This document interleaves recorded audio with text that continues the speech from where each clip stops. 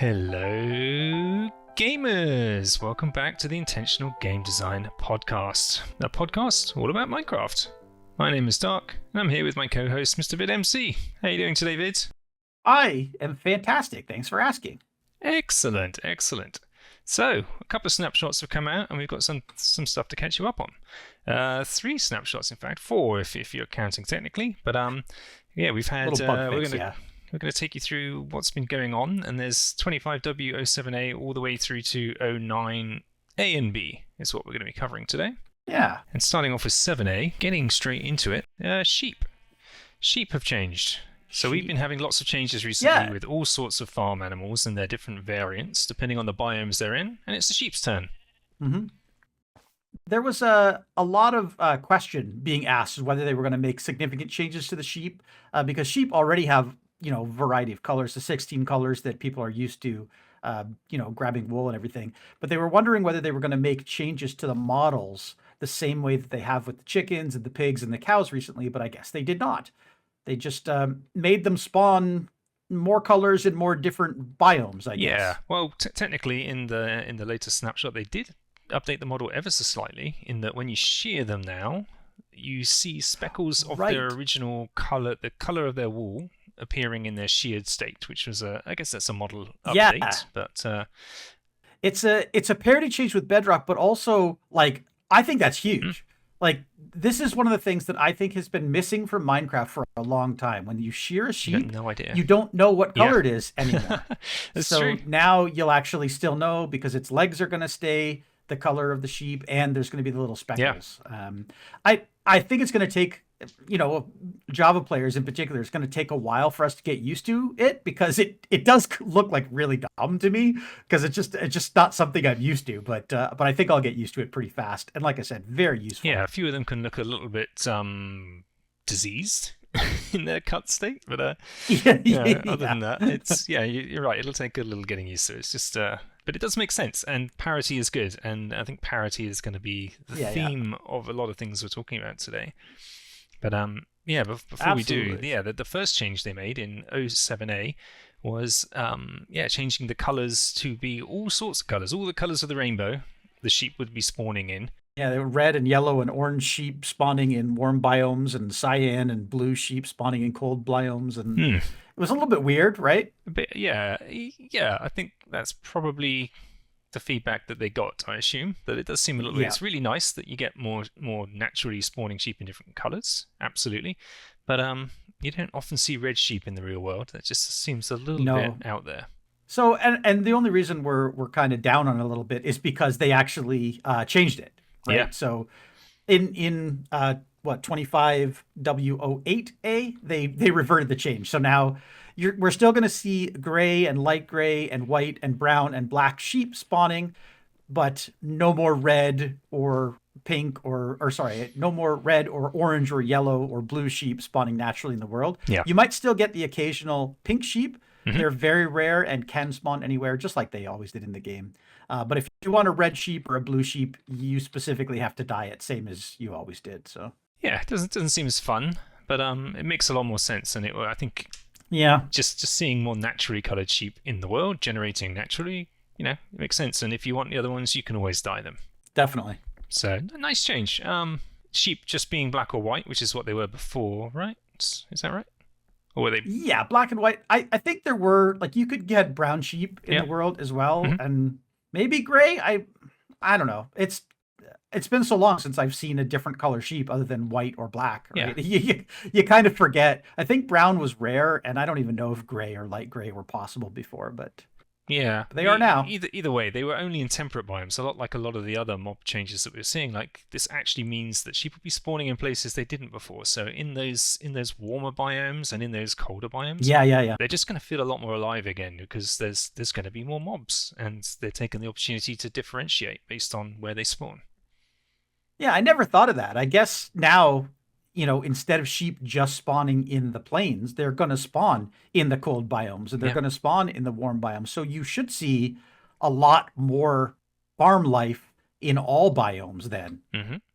especially with the pig and the cow and the chicken variants that they've now added to the warm and the cold variant. Yeah. So no more just, going to an icy biome and finding nothing but polar bears. Now you're actually going to find all of the farm animals as well. It's going to be weird when you see cows and chickens walking across ice, though.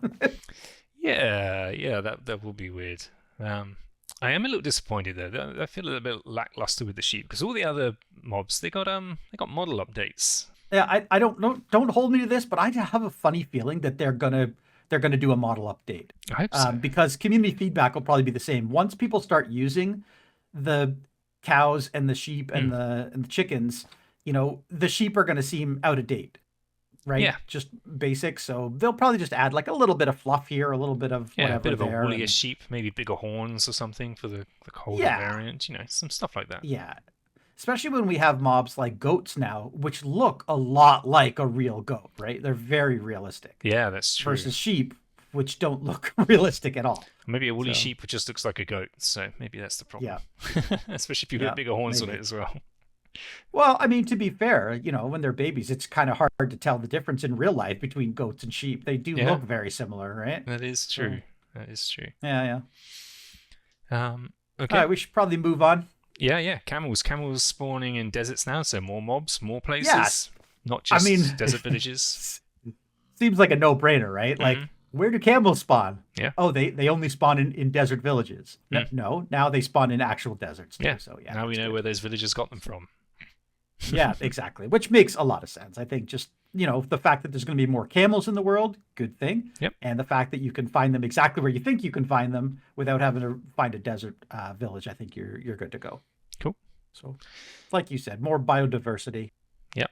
Awesome. And speaking of biodiversity, new maps. Ooh, this is good. I like this. This is an exploring based update. Early game stuff, I guess, but for those people who like to explore the world and just sort of wander into things, I think this is going to be good. So, cartographer trades in villages, they're going to give you a whole bunch of other maps to all sorts of other structures you can find around the world. Ones you couldn't get before. Exactly. Before it was it just mansions or was it other things? Yeah, previously you could get a map to a mansion, you could get a map to an ocean monument. That's right. And now they have maps to all of the different structures like jungle temples and whatever else, plus maps to different villages. And I don't have the exact table in front of me, but I know, like, for example, a plains village might lead you to a desert village, and a desert village might lead you to a jungle village or something like that. It's, so if you want to see other types of villages, you'll be able to get maps that'll take you directly to them, which is cool. That is really cool. Yeah. I like it a lot. I think it's going to be interesting because they don't tell you what the map is. I think you've got to actually use it and go to the destination to figure out where it is actually going to lead you. So it's a bit of a pick and mix. But interesting. Yeah, I believe so because maps don't have identifiers, right? I thought that was one of the changes they made. Maybe I'm wrong, but I thought there's a table somewhere that lists specifically like, X village leads to Y village, and it's always the same. So, for example, plains might lead to desert, and it's always that way. Yeah. So you'll learn eventually which types of village will give you what types of maps. What I was meaning is that the map you trade for doesn't indicate where it actually leads on the object, on the item itself. You have to actually go there. Oh, okay. Yeah, that I'm not aware of. No, yeah. Again, this will just be playing with the snapshot, and I haven't had a chance yet, so we'll see. We'll have to see what that looks like. Yeah.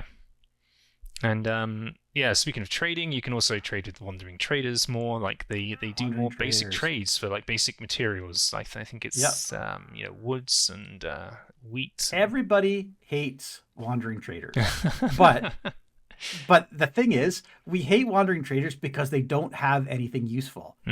It sounds like wandering traders are getting a huge boost for new gamers, and I shouldn't even say new. I mean, when you start a new world, one of those things that you always do invariably, you're running around, you're trying to get your first wooden pickaxe and a wandering trader spawns. You run over to the wandering trader. What does he have? Well, he's got all these great things, but you don't have any emeralds, so you're not going to buy anything from him. Yep.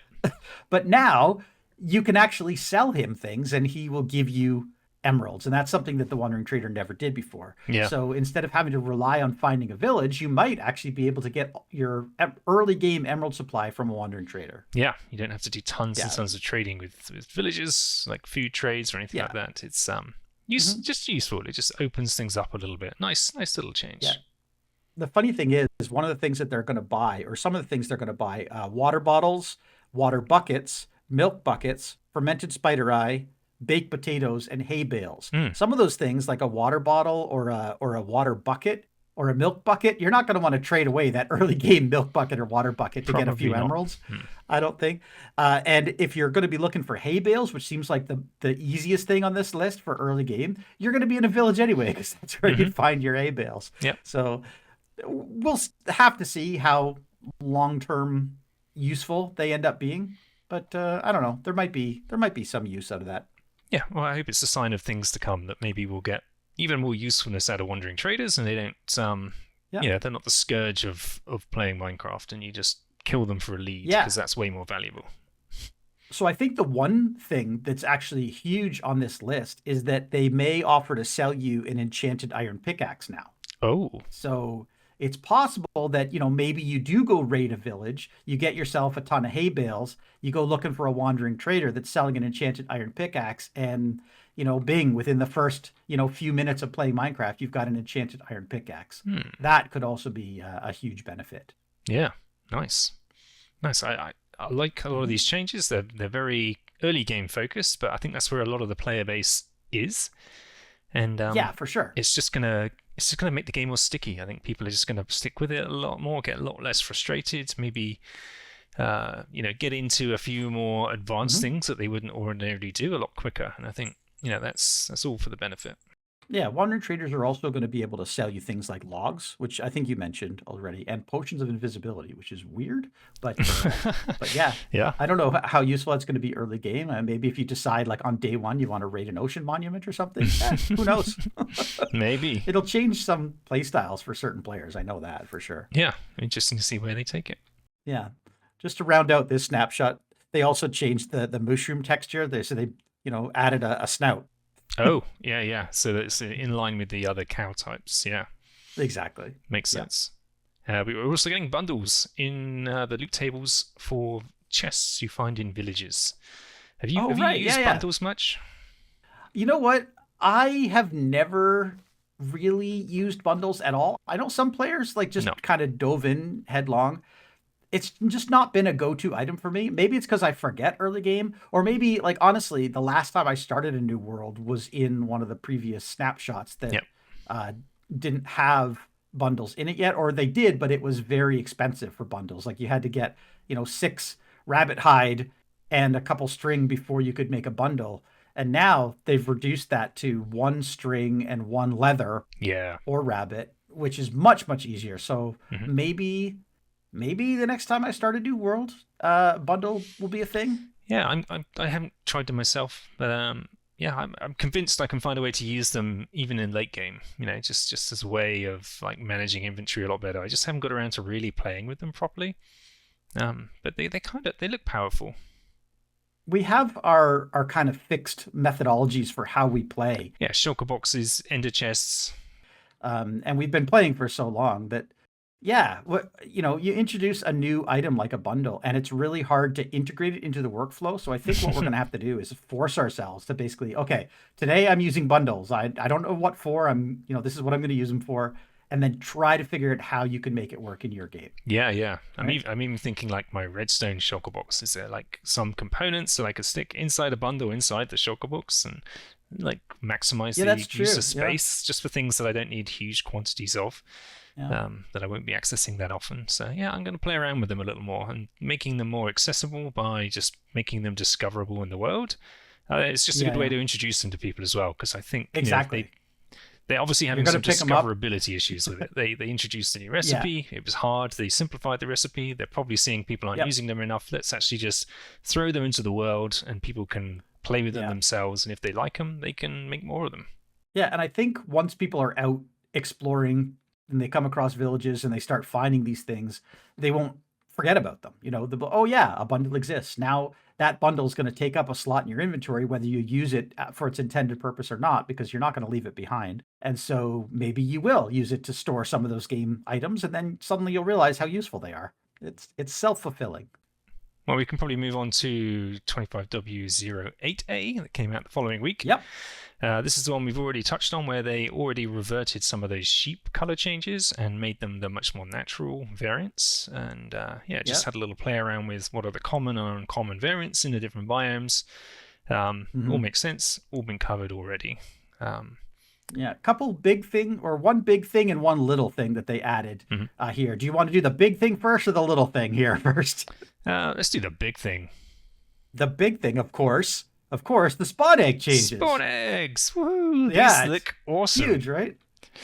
Yeah, like we've got like this whole new set of 30 or 40 different spawn eggs for all the different variants, and they look so good. It's such a simple change, but it makes such a huge difference, because they were just they were sort of color coded before, but they all had a similar texture, and you didn't really know which one was which. It was very hard. Exactly. Like the creeper one stood out, but the others were all just like, what the hell is this? I don't know. You have to rely on the label on it and hover over it to try and figure it out. But this is such a great change. So simple, just a texture update, but it makes an enormous difference. Absolutely. Now, obviously, for survival players, this is going to be a complete non-issue. You can't get spawn eggs in survival. But for creative people, probably I can see the use. I mean, personally, when I need to spawn something like an LA or a zombie or an ender dragon for some test I'm doing, I go straight to the recipe book and I just type in what I want. I type in wither and I get wither skeleton spawn egg. So I don't need to worry about the picture.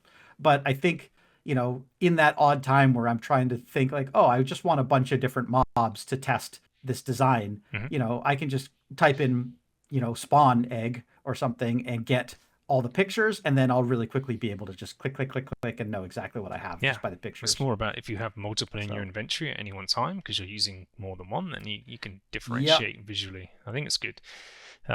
Exactly. And we've already talked about can we reuse these textures and get them into survival on Igniter SMP where we play it? We could probably do an Easter egg hunt with them or something similar.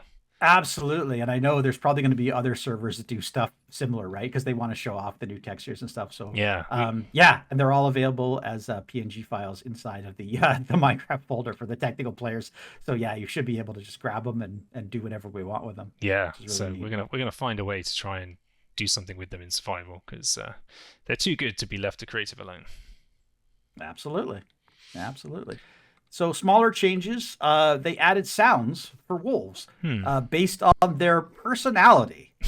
Which is really weird, but interesting. I'm pretty sure they missed a trick here. There's 6, right? And the sounds are big, cute, puggling, angry, grumpy, sad. They're the different types of sounds, and then they apply them to the variants of sounds that they make, like ambient, hurt, death growl, etc. I think they should have done 7. These sound like Snow White and the 7 Dwarfs, grumpy and sad and angry and cute. They should have done one more and just made it 7. There could have been a nice little Easter egg reference in there. They had one called Sleepy, but there was no sounds. It was just, so that's why they removed it.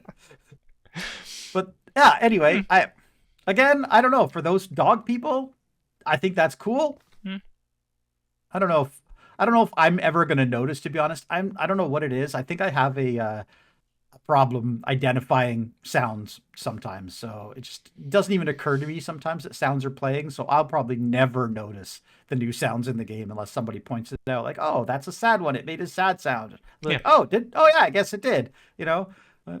I think that's when sound design is at its best. If it is overly noticeable and distracting, then it's something's wrong. It needs to add to the world without distracting you, and I think that's what they're aiming for here. I don't know what this is going to sound like if you've got a pack of them all around you and they're all different and they're all is that going to be really unusual and sound awful? I guess we'll find out. Yeah, I guess. It's interesting to see the wolves getting this this level of attention, and a lot of the other mobs just really aren't. But these are the number one pet in the game, right? Oh, for sure. Yeah. Everybody wants to have that doggo pet on day one. So I think that's a pretty welcome change. especially since they added all the variants of wolves in a couple snapshots back. Hmm. Now you're going to have not only the variants, but the personalities, and you'll get to hear all the new sounds and all the new everything. So. Yeah, personality is the right word, right? It's giving each dog pet you have even more personality, a differentiation in where they're from and the way they look based on the biomes, and now they're going to sound a little different too, and it is just going to give your pets a little more personality. It's nice. Yeah. Can't complain. Leaf litters changing colors, so depending on your biome, tints a lot like grass and other things do as you go from one biome to the next, and that just help with blending of those new blocks in the game. Yeah, I love the idea of the leaf litter changing color. The only, kind of wish list item I had is that I wish it would retain its color, right? I think people thought the same thing about the grass, like if you go to a mushroom biome and you find super, super bright green grass, you should be able to collect it, take it back to your base, and it's still super bright green, but it isn't. It's because it literally changes color based on the biome. I would love to be able to go collect, that reddish leaf litter and then bring it back to a different biome and put it down beside some brown or green leaf litter and have it keep its color, but it's not gonna, right? Yeah, it's because they do the biome blending as well, and it's not direct from one to the other, so you've got a huge spectrum of colors going from one to the other, so I guess you'd end up with hundreds and hundreds of extra leaf blocks for all the different colors along that gradient if you tried picking it up with the exact color that it's rendered in game in between those biomes. So. Well, I mean, I don't think it would even be that harsh, because even though the biome blend does tint the litter, I think adding 3 new models of leaf litter is probably the way to go. Kind of like colored wool, right? Or frog lights, or anything else that has colored variants, right? You add a red leaf litter that spawns in the warm biomes. You add a green, leaf litter that spawns in temperate biomes, and you add a, I don't know, yellowish one or a something other color. And then those are actual models that you could pick up and move. Mm-hmm. Not really in the game, but yeah, I can see it causing problems with the blending still. Yeah, but, it would be nice if that was possible. Maybe. Yeah. But still, leaf litter changing colors in biomes is going to add a lot to the differentiation between biomes, especially since, like, we talked about this in the last podcast. When you run from, a birch forest into a dark oak forest, aside from the fact that the tree trunks are slightly different, everything else looks the same. Birch leaves look kind of the same as dark oak leaves, and they really shouldn't. There should be some more way to differentiate between the biomes. Birch is probably a bad example because the color of the bark, but like spruce to dark oak, for instance, or dark oak to regular oak, or spruce to regular oak. Yeah, you really need that differentiation. Yeah, I like it.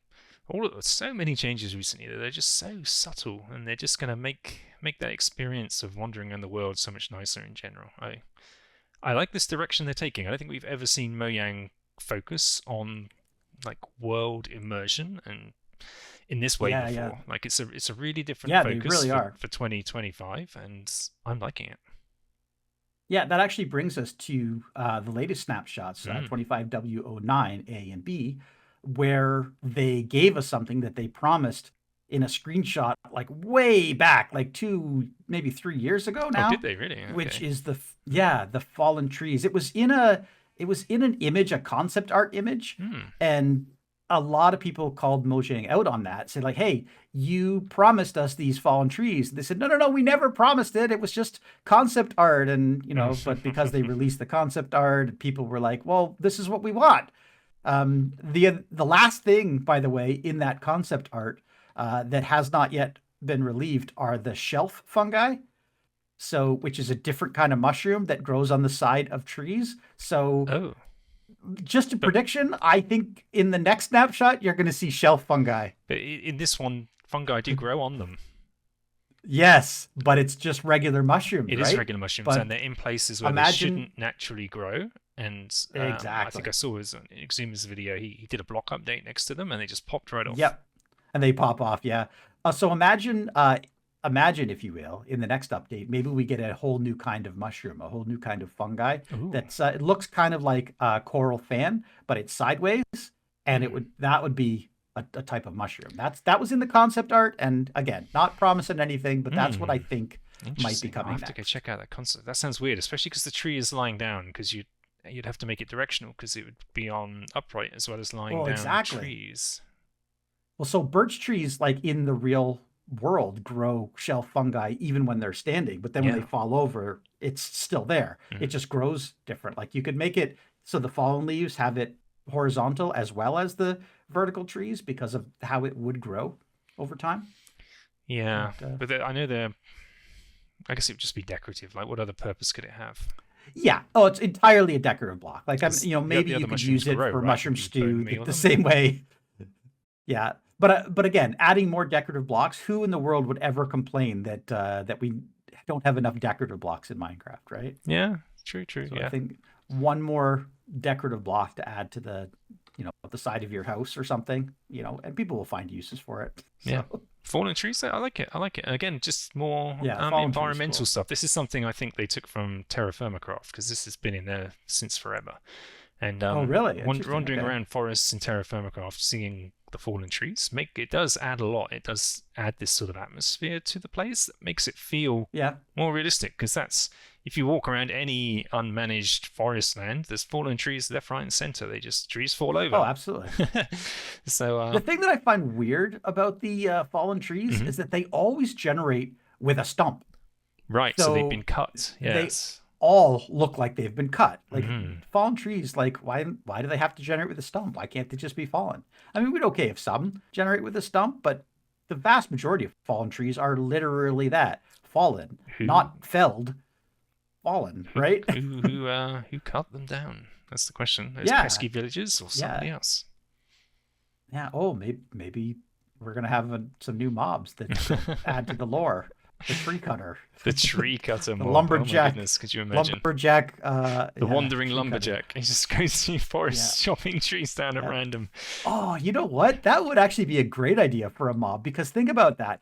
You fence in a forest, you bring one of these mobs over into the forest, and then you let him go, and he chops all the trees down for Automatic tree farm. Oh, I love it. Yeah. With a mob. Yeah. But yeah. With a weird mob. Looking forward to seeing some fallen trees around. Yeah, it's going to be interesting. I was seeing some other videos on this, and there's some rules needed to determine whether the log will fall or not. You need a certain amount of clear, flat land for it to exist. But yeah, it's nice. I'm liking this again. Like we've all of last episode and this episode, we've had very little negative to say about these updates. They are exactly nice and appreciated.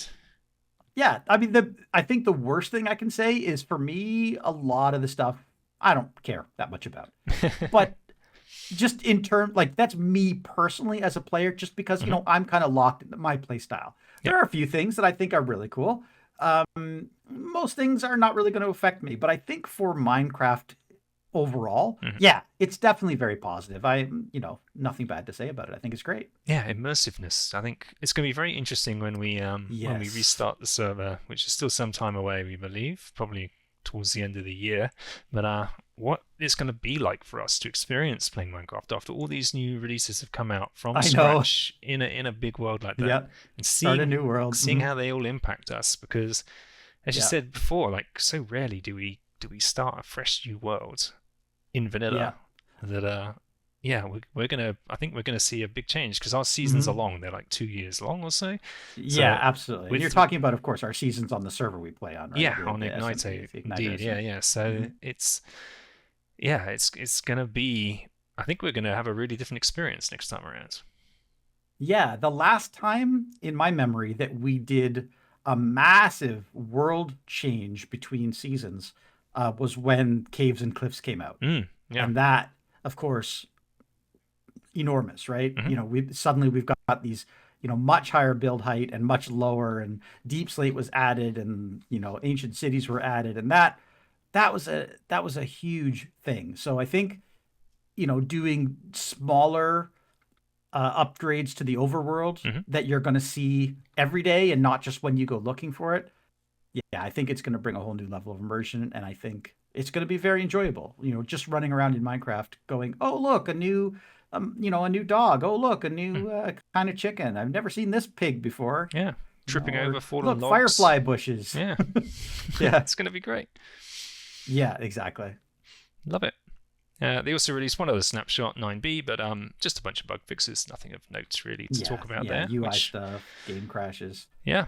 Interesting though, the one thing I did want to mention about that is it's interesting that they came out with it one day after the actual snapshot. So they didn't even wait the full snapshot cycle. So I'm not sure whether they missed a bunch of bug fixes or whether they they were a day late, or whether they're actually getting closer to a release. Because usually when they accelerate the snapshot cycle, it means, release candidate is very, very close. But there were a bunch of bugs as well in that last snapshot. That I didn't count them, but it looked rather numerous. If they're just working on a whole bunch of bugs from the backlog, that means that they're starting to run out of things to do, because they're not releasing new stuff for snapshots beyond the next point release. So yeah, I agree. It sounds like the next point release is pretty imminent.